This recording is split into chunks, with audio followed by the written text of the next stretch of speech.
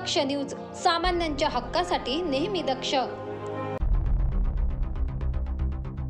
Satpur police station येथे दाखल असलेल्या मोक्का आणि खुनाच्या प्रयत्नाच्या गंभीर गुन्ह्यातील पाहिजे आरोपीला अखेर उत्तर प्रदेशातील बागपत जिल्ह्यातून जेरबंद करण्यात आले।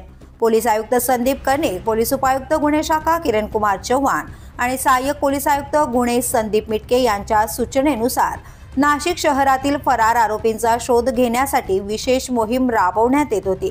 सातपूर पोलीस स्टेशनमध्ये दाखल गुन्हा क्रमांक 313/2025, भारतीय न्याय संहितेचे गंभीर कलम 308, 324, 351, हत्यारबंदी कायदा आणि महाराष्ट्र संघटित गुन्हेगारी नियंत्रण कायदा म्हणजेच मोक्का यांतर्गत गुन्हा नोंद असल्यामुळे आरोपी वेदांत संजय चाळगे याचा शोध घेणे अत्यंत महत्त्वाचे होते।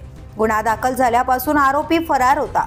गुन्हे शाखा युनिट क्रमांक 2 चे अधिकारी सहाय्यक पोलीस निरीक्षक हेमंत तोडकर, डॉक्टर समाधान हिरे आणि पोलीस हवालदार प्रकाश महाजन यांनी तांत्रिक विश्लेषण करून आरोपी उत्तर प्रदेशातील बागपत येथे लपल्याची माहिती मिळवली।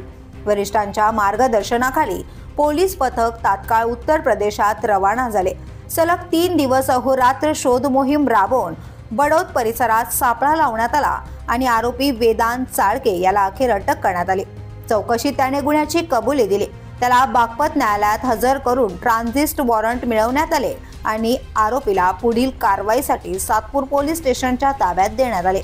ही संपूर्ण कारवाई पोलीस आयुक्त संदीप कर्णिक, पोलीस उपायुक्त गुन्हे शाखा किरण कुमार चव्हाण, सहाय्यक पोलीस आयुक्त संदीप मिटके यांच्या मार्गदर्शनाखाली झाली असून गुन्हे शाखा युनिट क्रमांक 2 चे अधिकारी आणि अंमलदारांनी उत्कृष्ट समन्वय साधत हे ऑपरेशन यशस्वी केले। नाशिक पोलिसांच्या या कार्यवाहीमुळे शहरातील गंभीर गुन्ह्यातील फरार आरोपींवर पुन्हा एकदा कडक कारवाईचे संकेत मिळाले आहेत। करण सिंग बावरी, दक्ष न्यूज, नाशिक।